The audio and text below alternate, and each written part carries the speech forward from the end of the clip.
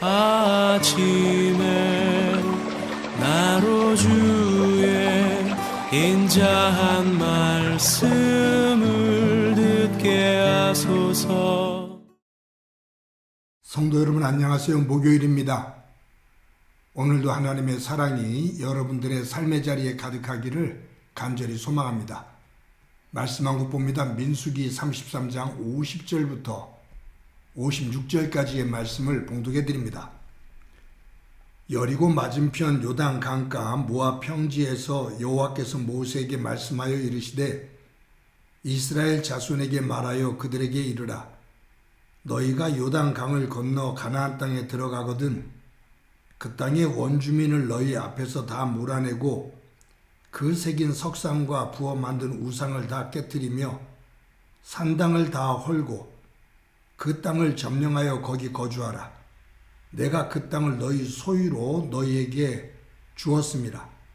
너희의 종족을 따라 그 땅을 제비 뽑아 나눌 것이니 수가 많으면 많은 기업을 주고 적으면 적은 기업을 주되 각기 제비 뽑은 대로 그 소유가 될 것인즉 너희 조상의 지파를 따라 기업을 받을 것이니라.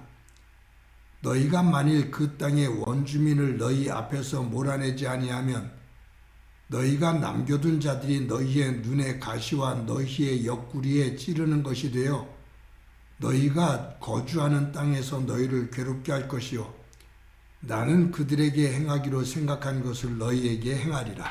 아멘. 이솝우화를 보면 낙타와 착한 주인의 텐트 이야기가 나옵니다. 이런 이야기죠. 한 주인이 낙타를 타고서 여행을 하다가 사막에다가 텐트를 치고 하룻밤을 거기 거하게 됩니다. 그런데 사막은 날씨가 춥잖아요.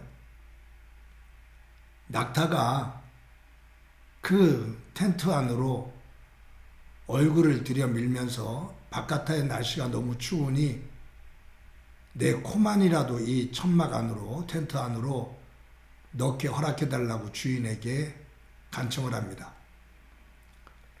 주인이 낙타에게 그렇게 하라고 그랬습니다. 그런데 조금 있다가 낙타가 머리를 천막 안으로 쑥 들이밀면서 너무 추우니까 내 머리만 이 천막 안에라도 있게 해달라고 또 간청을 합니다. 주인이 허락을 하지요. 조금 있다가 이 낙타가 앞발을 안으로 들여 밀면서 너무 추워서 그런데 앞발만 들어올 수 있게 해달라고 요청을 합니다. 또 주인이 그렇게 하라고 그랬습니다. 나중에는 몸통이 들어와요. 그러면서 주인에게 요구를 하지요. 추우니까 내 몸이 좀 들어와서 몸을 녹일 수 있게 해달라고. 주인이 그렇게 하라고 그랬습니다. 그런데 그 천막이 비좁으니까 낙타가 그 큰 덩치로 주인을 천막 바깥으로 밀어냅니다. 이솝이 이 낙타와 착한 주인의 텐트 이야기를 통해서 우리에게 하고자 하는 교훈은 작은 것,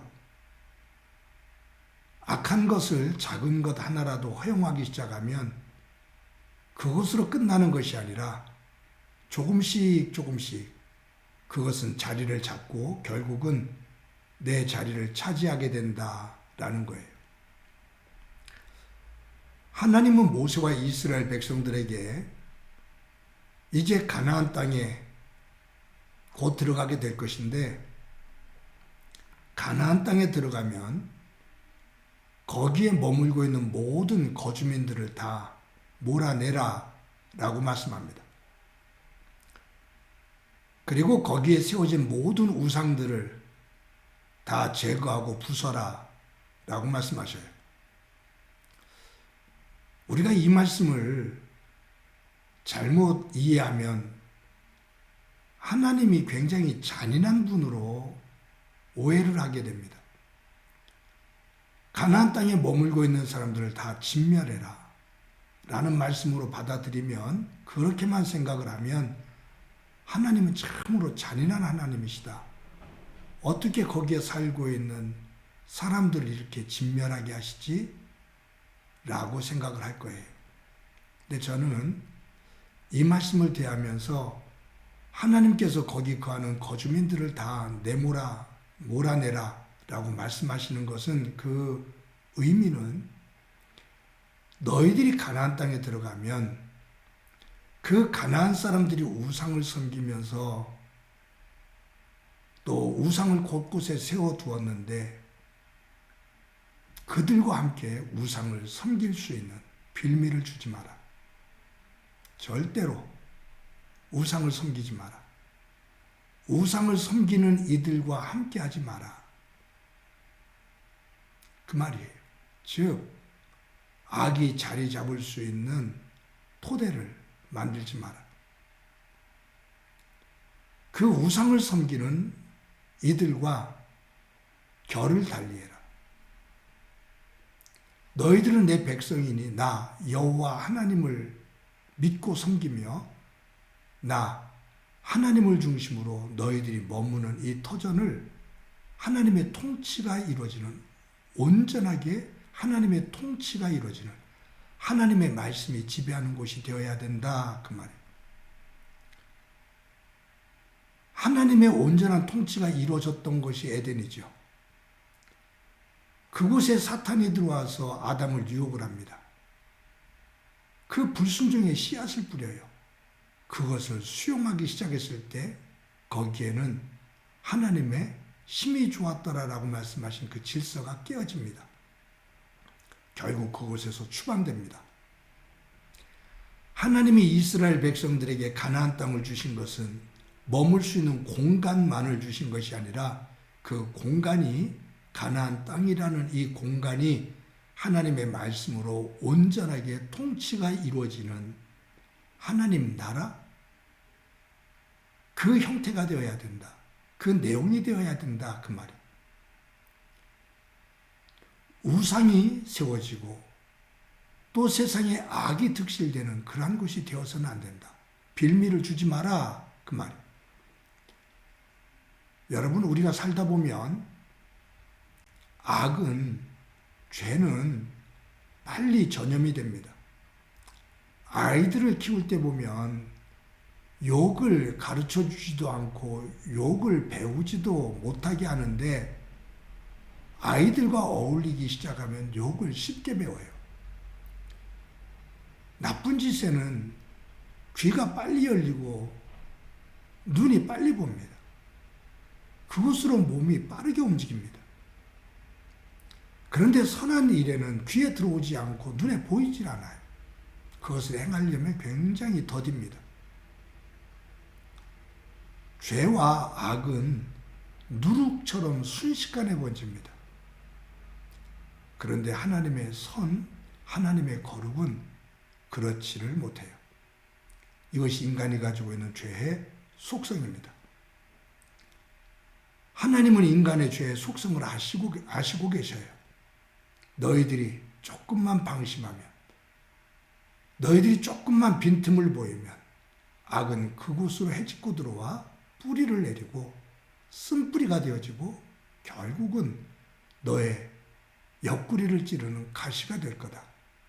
그러니 아주 자리를 잡지 못하도록, 그 악이 뿌리를 내리지 못하도록 너희의 삶의 자리를 단단하게 하나님의 말씀으로 세워라 라는 거예요. 사랑하는 성도 여러분,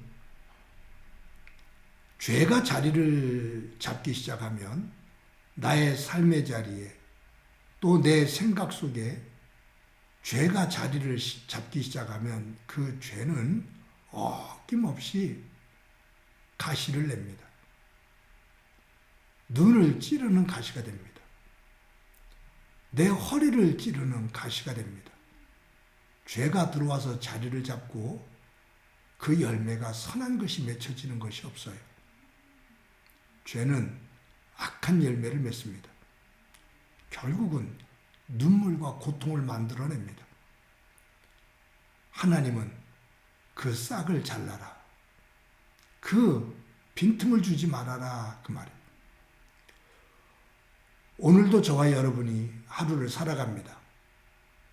오늘도 우리가 하는 생각, 우리가 품는 마음, 내가 느끼는 감정, 내가 활동하는 영역, 그곳이 하나님의 영역이 되기를 소망합니다. 그것은 거저될 수 있는 것이 아니라 하나님의 성령의 도우심이 있을 때만이 가능합니다. 하나님의 영이 충만하다는 것은 하나님의 정신으로 하나님의 마음으로 가득 차 있다 그 말이에요. 그래서 성경은 계속해서 우리에게 성령 충만해라 라고 명령합니다. 오늘도 귀한 하루를 살면서 하나님의 영으로 충만한 자리에 서서 악이 뿌리를 내리지 못하도록 우리의 삶을 말씀 안에서 단단하게 세우고 그 후에 역사하시는 하나님을 볼 수 있기를 간절히 소망합니다. 한번 기도합니다. 하나님 감사합니다. 오늘도 귀한 날 주신 것 감사합니다. 이스라엘 백성들이 가나안 땅에 들어가면 그 거류민들을 몰아내고 그곳의 우상들을 제거하라고 하나님께서 말씀하시는데 그 말씀은 오늘 우리의 삶의 자리에도 적용되어지는 말씀인 것을 저희들 압니다. 우리의 삶의 자리에 내 생각과 내 마음속에 악이 틈을 타고 들어와 뿌리를 내리지 못하도록 악의 가시가 번성해지는 일이 없도록 성령 안에서 삶의 자리를 기경하며 말씀 위에 굳건하게 세우는 저희의 삶이 되도록 은총 베풀어 주옵소서. 오늘도 함께해 주시리라 믿고 예수님의 이름으로 기도드립니다. 아멘.